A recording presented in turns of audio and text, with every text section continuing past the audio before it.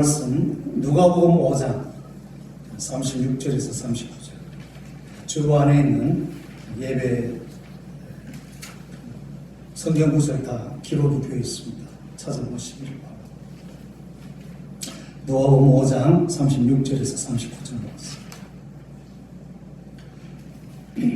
다 같이 읽겠습니다. 또 비유하여 이르시되 새 옷에서 한 조각을 찢어 낡은 옷에 붙이는 자가 없나니 만약 그렇게 하면 새 옷을 찢을 뿐이요 또 새 옷에서 찢은 조각이 낡은 것에 합하지 아니하니라. 새 포도주를 낡은 가죽 부대에 넣는 자가 없나니 만약 그렇게 하면 새 포도주가 부대를 터뜨려 포도주가 쏟아지고 부대도 버리게 되리라. 새 포도주는 새 부대에 넣어야 할 것입니다. 묵은 포도주를 마시고 새 것을 원하는 자가 없나니 이는 묵은 것이 좋다 함이니라. 아멘. 구약시대 이스라엘 백성들의 상속법에 의하면 아버지가 죽기 전에 자녀들에게 자기가 가진 모든 재산을 나누어 줄 때 다른 자녀들에 비해서 유독 장자에게만은 다른 자녀들이 받는 상속분의 2배를 주게 되어 있습니다. 현대적인 감각으로 생각하면은 사람 차별, 인종 차별하느냐 생각할 수가 있겠죠. 그렇지만 고대 구약성에 나타나는 이스라엘 백성 사회에서 특별히 장자에게 다른 자녀들의 2배를 물려주는 이유가 있다는 거죠. 그 이유가 뭐냐? 아버지가 살아있을 때 아버지의 집은 특별한 집입니다. 아버지 집에서 모든 자녀들이 태어나고 출가할 때까지 먹고 자라고 보호받고 배우고 그러니까 모든 태어나는 자녀들의 삶의 기초요 근거지라는 거예요. 지금은 굉장히 치안이 발달되어 있어서 안전하지만 수천 년 전 생각해 보십시오. 언제든지 원수들이 대적이 다른 나라 사람들이 쳐들어와서 생명을 빼앗고 또 포로로 잡아가고 또 귀한 재산들, 곡식들을 다 빼앗아가지고 그렇게 가지 않습니다. 그런 두려운 시대에 이 아버지의 집은 여러 면에 있어서 너무나 유용한 생존 터전이라는 거예요. 그렇기 때문에 이 아버지 집의 가장인 아버지가 모든 자자손손들을 다 걷어먹이고 보호하다가 죽어버리고 나면 어떻게 돼요? 그 아버지가 하던 일을 장자가 대신 맡게 된다는 거죠. 그래서 이 아버지가 했던 그 일대로 이제는 장자가 자기 집에 있는 그 모든 식솔들을 걷어먹이고 또 보호해야 되고 그러는 가운데서 돈이 필요한 거죠. 그 자기만을 위한 게 아니라 온 식솔들을 위해서 필요한 재물이 필요하기 때문에 아버지가 죽기 전에 특별히 장자에게는 다른 식구들의 2배의 재산을 물려주는 이유가 바로 거기에 있다. 그래서 구약 성경에 보면 이 아버지의 집, 아브라함의 집, 이삭의 집, 그 야곱의 집, 그 야곱의 12아들을 낳았잖아요. 그 12아들이 전부 다 아버지 집에서 옹기종기 20년 동안 같이 살다가 또 같이 고향으로 돌아오지 않습니까? 그래서 이스라엘 나라에 있어서 아버지의 집, Father's House라는 이 개념은 굉장히 중요합니다. 그랬을 때에 우리 예수님이 3년 동안 제자들을 부르시고 하나님 나라를 전하시고 제자로서 이제 훈련시키고 난 뒤에 뭐라고 말씀하세요?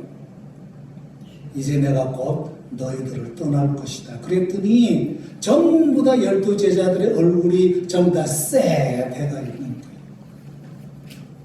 그러니까 요한복음 15장에서 예수님이 뭐라고 말씀하십니까? 14장에서 너희는 마음에 근심하지 말라. 하나님을 믿으니 뭐요? 또 나를 믿으라. 어떤 나? 내가 곧 너희를 떠나서 아버지의 집에 가면 너희들을 위해서 집을 마련해 놓고 방을 마련해 놓고 내가 다시 너희들을 데려올 것이다. 그때 뭐라고 얘기해요? 아버지 집. Father's house. 그러니까 우리가 예수님이 앞으로 다시 오시면 어디로 가느냐? 어디로 가요? 아버지 집으로 가는, 하늘에 계신 아버지 집. Father's house. 그러면서 예수님이 뭐라고 합니까? There are so many mansions in my father's house. 내 아버지 집에 방이 많이 있다. 적어도 그 이야기를 2000년 전 이 유대 문화 속에 젖은 12제자가 들을 때는 아버지 집. 우리보다는 굉장히 살갑게 그 의미가 뭔가를 아마 느꼈을 것 같아요. 오늘 이 말씀을 드리는 이유는 뭐냐? 이 구약성에 나오는 이 아버지 집은 모든 사람들의 생존의 터전이라는 거예요.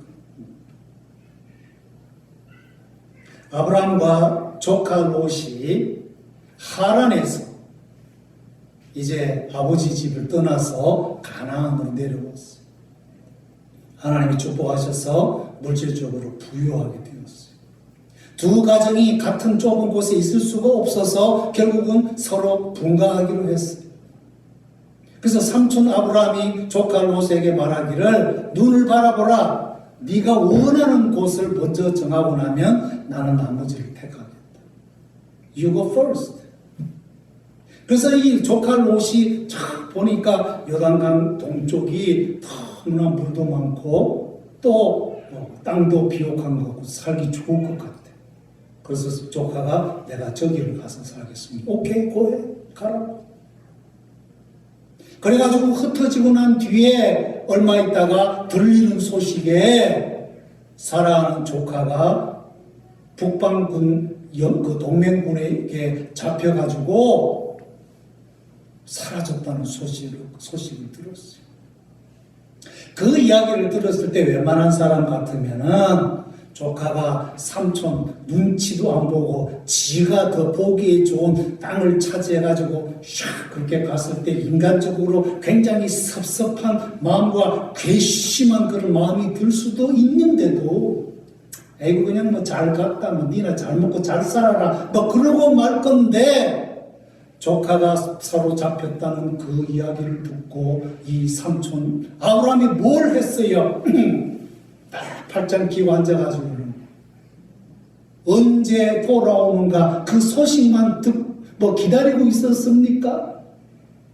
아니, 자기 집에 마련해놓은 300명의 그 사병들을 긴급히 모아가지고 무기를 들고 한 나라의 왕도 아니고 무슨 집단 그런 군인 집단도 아닌데도 이 아브라함이 분명히 일어나가지고 담대하게 자기 사병을 데리고 가가지고 그 많은 북방군들을 다 쳐부수고 거기에 잡혀있던 롯의 가정을 끄집어가지고 다시 데리고 오는 거예요.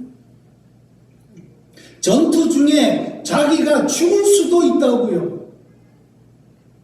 시간을 내고 군인들을 내고 재물들을 내가지고 자기의 사랑하는 조카 롯을 사로잡힌 그 징령에서 끄집어내가지고 데리고 온다.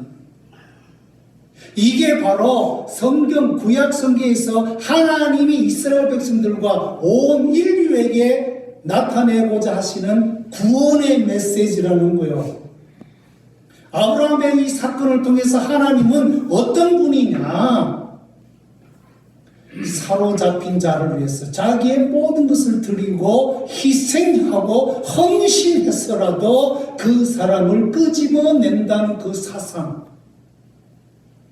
그게 하나님이 구약 성경을 통해서 우리에게 보여주고자 하시는 하나님의 마음이라는, 구원이라는, 구원.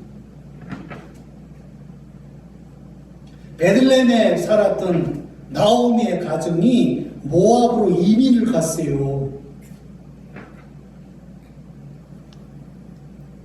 모압 꿈을 가지고 갔겠죠. 아메리칸 드림을 가지고 미국에 오는 것처럼 이민자. 그래가지고 10년쯤 살았는데 그 10년 그 이민 삶의 결과가 뭡니까? 남편 죽고 두 아들 다 죽고 그냥 새 과거만 남은 거예요. 얼마나 보기가 처량하고 절망적입니까? 그래서 나오미가 두 자부를 불러놓고 우리 이스라엘의 법에 남편을 일찍 여인 며느리들은 시어머니가 다시 시아버지하고 합방을 해가지고 자녀를 낳아서 그 자녀가 커지면 그 자녀하고 다시 결혼을 시키는 그게 법인 거거든요. 그게 계대법이잖아요. 그런데 내가 지금 나이도 많고 남편도 없으니까 희망이 없다. 그러니 희망이 없는 집에 더 이상 있지 말고 두 자부야 며느리야 너가 고향으로 돌아가라. 그랬더니 오르바라고 하는 며느리는 들어보니까 논리적으로 맞잖아요. 그래서 시어머니 빠빠이 하고 이제 갔잖아요. 사요나라 하고 갔다. 근데 이 무식한 이 룻은 안 가겠다는 거예요. 그러면서 뭐라고 말합니까? 어머니의 백성이 내 백성이고 어머니가 믿는 하나님이 내 하나님이 될 것입니다.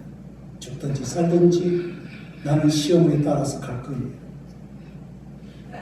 미래의 희망 아무것도 없으면서 대책은 없지만 가겠다는 거예요. 그래가지고 두 청승 맞은 과부들이 베들레헴으로 돌아오지 않았어. 그래가지고 며느리가 시모를 공양하기 위해서 보아스의 밭에 가가지고 이삭을 주워가지고 그거 이렇게 모아가지고 시모를 공양하려고 하지 않았어. 근데 그 사람 밭이 보아스라. 보아스가 누구예요? 나오미의 먼 친척이라. 근데 그 며느리가 이삭을 주워가지고 오는데 이게 보통 분량이 아닌 거예요.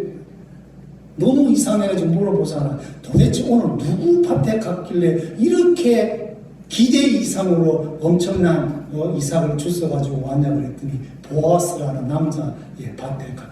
그래? 그 보아스는 내 먼 친척인데. 그래가지고 매일 들려오는 소식이 이 보아스가 룻에게 너무 잘해주는 그 이야기를 듣고 내가 뭔가 좀 궁리를 좀 해야 되겠다. 작전을 좀 짜야 되겠다. 그래가지고 과감하게 그 보리타작마당에 거기서 이제 밤에 이 보아스가 그냥 들어누워가지고 자고 있는 그 침대 발치에 아주 목욕 재개하고 단장한 이 며느리 이 룻을 들러가지고 그 보아스의 침대 곁에 들어가게만 굉장히 인간적으로 모험이고 위험스럽고 과감한 행동인 거예요. 그래가지고 보아스가 놀래가지고는 당신이 누구고 여기 왜 왔냐 그랬더니 나는 나오미의 며느리 룻이고 이차 저차 해가지고 제가 이렇게 왔습니다. 그랬더니 알겠다고. 이스라엘의 법에 친척 중에 자식도 없고 남편이 없는 경우는 친척 중에 남자가 결혼을 시켜가지고 아기를 낳아줘야 되는 거예요. 그게 법이에요. 그럼 알겠다. 내가 그렇게 하고 싶은데 내보다 당신들보다 촌수가 더 가까운 사람이 있으니까 내가 밝은 날 가가지고 그 사람 만나가지고 그냥 물어보겠다.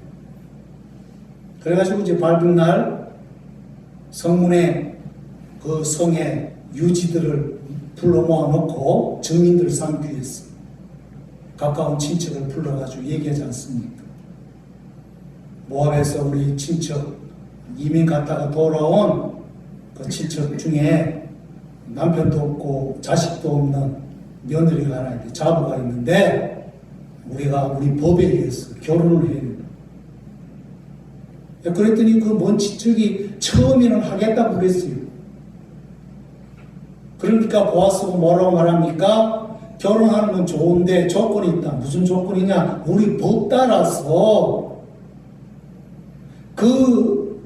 당신이 결혼하는 새로운 아내, 그 사람하고 결혼해가지고 자식을 낳으면은 그 자식의 이름은 어떻게 족보가 형성이 되느냐? 당신 족보가 아니라 바로 그 죽은 남편의 이름으로 그 족보로 가도록 해줘야 되고, 더 나아가서 그 죽은 남편이 옛날에 가졌던 그 모든 재산들 있으면 그게 팔린 거면 그거를 사가지고 당신과 이 여자 가운데서 태어나는 그 새로운 자녀에게 줘야 된다. 심지어 당신의 재산조차도 당신이 죽기 전에 상속할 때는 그 자녀에게 줘야 된다. 이 조건을 거니까 그냥 나자빠지는 거죠. 난 못해. 나는 내 이름에 대해서나 내 재산에 대해서 조금이라도 손해를 보지 않고 도망가 버렸어요. 그러니까 보아스가 오케이, 그럼 내가 이 여성하고 결혼하겠다. 그래서 남편도 없고 자식도 없고 시아버지도 없는, 오독할 데도 없는 아버지의 집, 내가 보호받을 만한 그런 보호처가 없는 이 오갈 데 없는 여성에게 오늘 보아스는 남편 되어주고 가정을 이루게 해주고 자식을 낳게 해주고 그 자식은 자기의 이름이 아닌 죽은 남편의 이름으로 계승해주고, 남편의 가정이 옛날에 관련했던 그 모든 재산들을 자기 돈을 들여서 사주고, 그리고 그 산 재산은 그 죽은 남편의 이름으로 계승해가는 그 새로운 자녀에게 유산을 남겨줘요. 이 룻을 맞이함으로 말미암아 보아스가 없는 건 하나도 없는 거예요. 소위 말하는 남 좋은 일만 하는 거예요. 근데 그게 하나님 보시기에 그게 구원이라는 거예요. 성경이 말하는 구원, 하나님이 우리를 죄와 사망의 권세에서 구원해 준다고 할 때 그 구원의 의미가 뭐냐? 오갈 데 없는 사람에게 거처를 주고 희망이 없는 사람에게 희망을 주고 평생토록 편안하게 살아갈 수 있는 삶의 터전, 먹을 것을 제공해 주고 모든 활동의 터전을 제공해 주는 그것이 구약성이 말하고 하나님이 의도하는 구원의 본질이라는 것. 호세아가 살던 시대에 고멜이라는 여자가 참녀로 있었어요. 어느 날 하나님이 호세아에게 찾아오셔가지고 말씀하십니다. 호세아야, 길거리에 고멜이라는 참녀가 있는데 찾아가서 그 여자를 데리고 가지고 결혼을 해요. 참 weird, 희한한 하나님의 요구고 명령이지만 알겠습니다. 호세아 선지자는 순종하고 갔어. 그 여자를 데리고 와서 결혼했어요. 2 아기까지 낳았어요. 그런데 이 여자가 옛날 그 버릇이 도져가지고는 호세아의 가정을 떠나가지고 길거리로 다시 가서 창녀굴에 들어가 버린 거예요. 그럼 거기서 생활하면서 이 돈 빌리고 저 돈 빌리는지 빚이만이 있는 거예요. 그럴 때 하나님이 호세아에게 다시 찾아오셔가지고 호세아가 다시 갔어요. 창녀굴 속에 있는 고멜을 다시 찾아가. 예, 알겠습니다. 그렇게 가가지고 돈을 주고 빚쟁이에게 고매를 다시 사서 자기 집으로 데리고, 이 사건을 통해서 하나님은 구원이 뭐냐, 죄의 구렁텅이에 빠져있는 그 영혼을 불쌍히 여기고 돈으로 그 생명을 대신 사고 그 구렁텅이 속에 있는 그 영혼을 구출해서 데리고 오는 것. 이게 창세기부터 말라기까지 구약 성경 36권, 39권입니다. 39, 20죠. 39권. 그 구약 성경에 구구절절 흐르는 하나님의 마음이라는 것, 구원의 의미라는 것. 오도 갈 데 없고 절망적이고 아무것도 가진 것도 없고 심지어는 원수에게 사로잡혀 있는 그 자를 구출해서 데려오는 것. 이거를 결정적으로 모든 인류에게, 유대인이나 이방인에게 보여주시려고 보내신 분이 누굽니까? 바로 하나님 아들 우리 구주 예수 그리스도. 그래서 주님이 오셔서 뭐를 얘기하십니까? 회개하라, 천국이 가까워. 천국이 뭐예요? 바로 지금까지 얘기한 그런 죄와 사로잡힌 모든 자들에게 진정한 자유와 해방과 구원을 주신다는 메시지를. 그게 하나님 나라의 본질, 성경이 전하는 복음의 본질, 예수님의 십자가와 부활의 의미가 뭐냐? 죄와 사망의 굴레 속에 완전히 오도가지도 못하고 갇혀있는 절망적인 유대인과 우리 이방인들을 그 누구도 해결할 수 없는 그 죄의 문제, 죽음의 문제를 예수님이 무지하신 자신의 피를 흘리시고 죽으셨다가 부활하셔서 죽음의 권세를 깨뜨리심으로 말미암아 저를 믿는 자들을 구원해 주셨다. 이게 모든 신구약 성경 하나님의 메시지의 핵심인 거예요. 이게 복음의 핵심인 거예요. 이게 기독교의 근본적인 믿음의 본질인 거예요. 우리가 뭘 믿습니까? 우리는 하나님을 믿어요. 하나님과의 그 관계를 소망하는 종교가 기독교고 복음입니다. 이거를 오늘 예수님이 본문에서 뭐라고 말하느냐? 새 옷, 새 포도주로 비유합니다. 새 옷은 우리의 몸을 덮는 걸 말하는 거죠. 예수님이 오셔서 예수님의 피의 새 옷으로 우리의 죄의 몸뚱어리를 덮어주셨어요. 죄의 우리의 마음을 덮어주셨어요. 그래서 우리 예수님의 옷은 참된 새로운 구원의 옷인 것이에요. 또 예수님의 복음, 예수님이 하신 일은 포도주와 같은, 포도주는 뭐예요? 치료하는 거, 치료. 바울이 디모데에게 말하기를 네가 위장이 좀 약한데 포도주를 적당하게 마심으로 이 약한 위장이 치유되기를 바랍니다.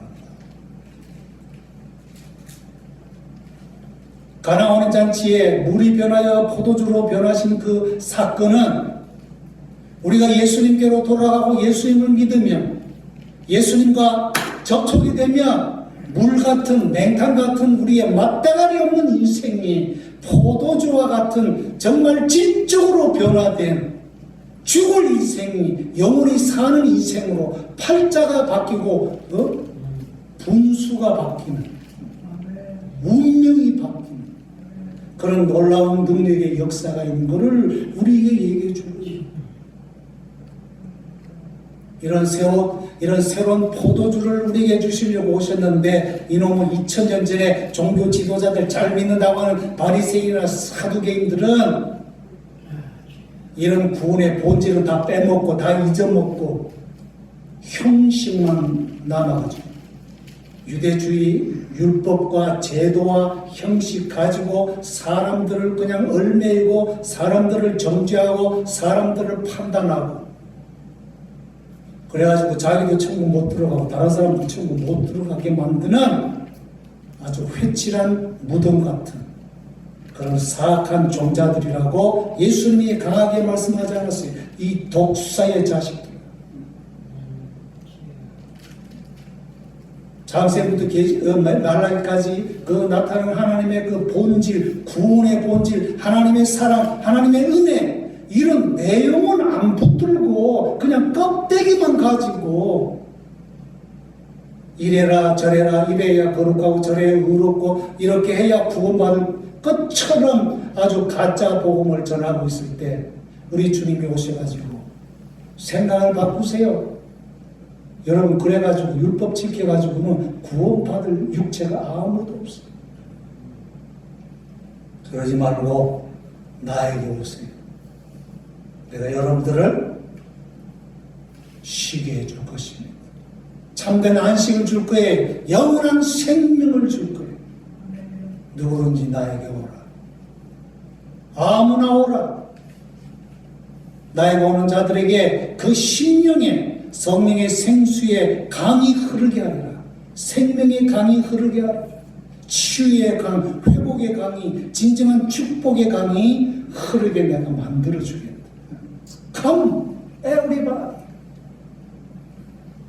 나이고 명절 끝날 큰 날 성전 앞에서 예수님이 부르지 않았어요. 다 내게로 오라. 껍데기 성전이 중요한, 껍데기 율법이 중요한 게 아니고 생명, 예수님에게로 와야 돼.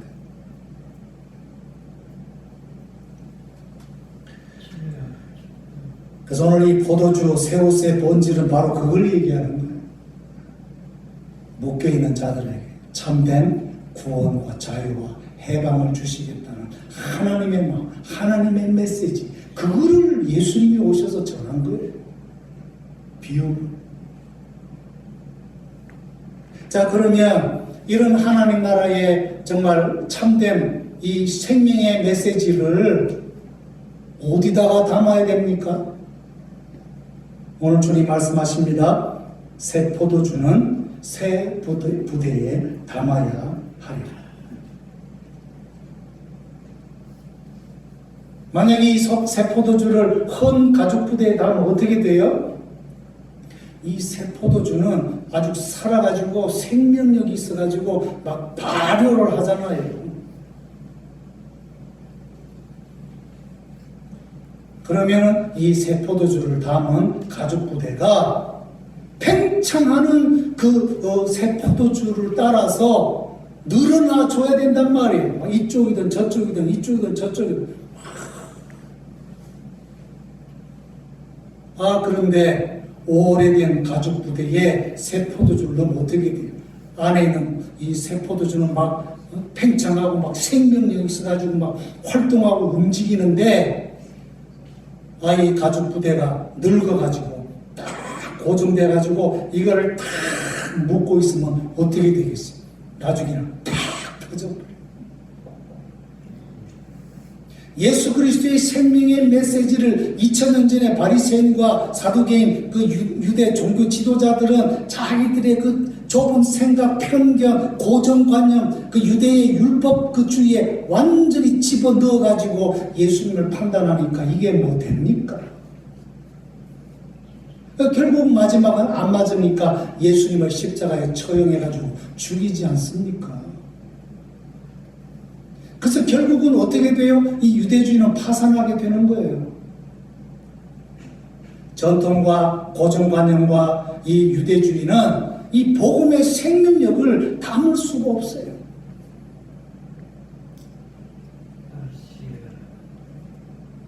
그럼 이런 영적인 새 포도주, 생명의 복음을 가슴속에 모시고 사는 우리 성도들은 어떻게 살아야 됩니까? 이 귀한 생명의 복음을 새 가죽 부대에 담아야 됩니다. 그 새 가죽 부대가 어디죠? 바로 우리 우리의 마음입니다. 이 예배당 건물에다가 담으면 되는 게 아니에요. 무슨 박스에다가 뭐 담으면 됩니까?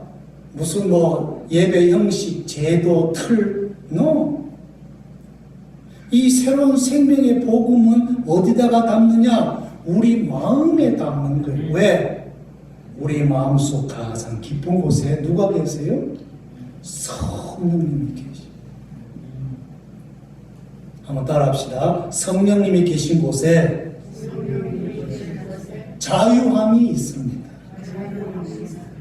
그러니까 우리가 정말 자유로운 삶 속에 살려면 우리가 성령 안에 거해야 되는 거예요. 무슨 전통 형식 법이 아니라 자유롭게 운행하시고 역사하시는 성령님 안에. 그 성령님이 어디 계시느냐? 우리 마음속에 계신 거예요. 그래서 우리 마음 안에 거룩하신 성령님이 계시면 우리 마음이 성전인 거예요. 예루살렘 성전이 이제 없어요. 참된 예루살렘 성전은 성령님이 거하시는 우리 마음인 거야. 이 마음 성전이 진정한 예루살렘 성전인 거야. 저 이스라엘에 있는 예루살렘 성전도 없지만 그 흔적만 있지만. 그래가지고 지금도 많은 사람들이 착각을 하고 앉아 있어요. 저 이스라엘 예루살렘 거기 가가지고 제3 성전을 지으면 뭐 예수님이 오실 것처럼. No. 예수님은 언제 오시느냐? 성령을 믿는 이 지구상에 많은 구원받은 영혼들이 일어날 때, 마음 성전이 가득 찰 때, 그 숫자가 찰 때 주님은 재림하실 거예요. 지리적인 예루살렘 성전 회복 필요 없습니다, 여러분. 왜? 우리가 바로 참된 예루살렘 성전이기 때문에. 요한계시록 24장에 가보세요. 하늘에서 새로운 새 예루살렘이 지상으로 내려온다고. 그 새 예루살렘이 누구예요? 바로 예수 그리스도를 믿는 하나님의 백성들을 말하는 거예요. 하나님 백성들 안에 참된 성전 대신 성부, 성자, 성령 삼위 하나님이 들어오셔서 임재하게. 그 세계가 영원한 새하늘과 새 땅이고 천국인 거예요.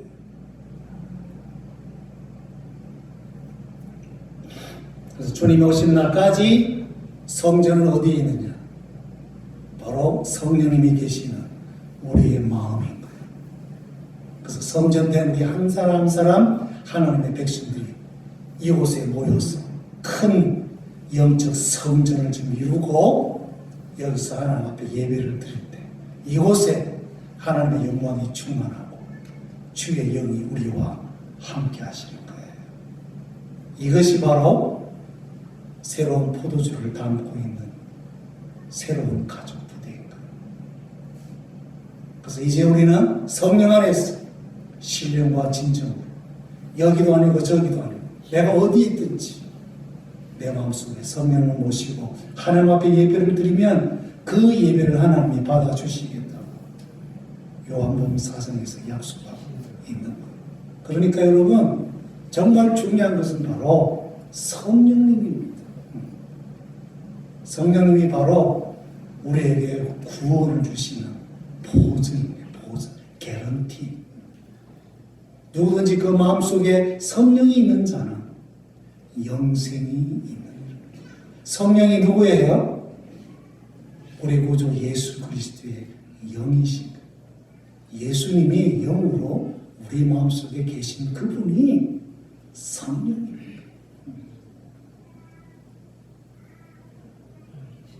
그래서 성령님이 함께하지 않으면 우리의 입술로 예수 그리스도가 나의 구주인 것을 고백할 수가 없어요.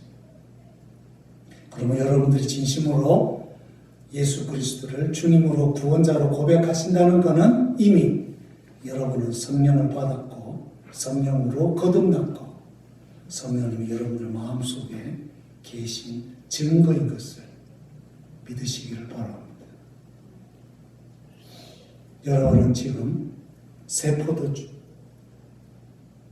나는 할 수 없지만 날 대신 내 죄와 죽음의 문제를 해결해 주신 예수님을 믿는 믿음, 그 믿음이 바로 새 포도주인 것이고, 그 새 포도주를 우리는 성령 안에서 담고 24시간 7일 동안 어디에 있든지 하나님과 교제하고 교통하고 예배하고 사랑하고 찬양하고 또 이웃을 섬기는 그런 삶 가운데 살아가게 되는 줄로 믿습니다. 오늘 주님이 주시는 이 새 포도주를 마음껏 들이마시고 기쁨 속에 살아가시길 주의 이름으로 축원합니다. 기도하겠습니다.